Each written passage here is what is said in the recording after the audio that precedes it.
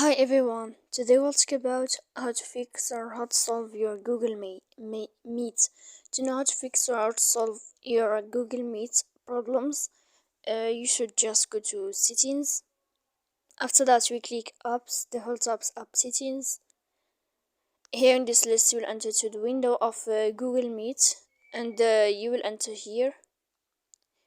Then this page of app info, we click on first stop and we click OK.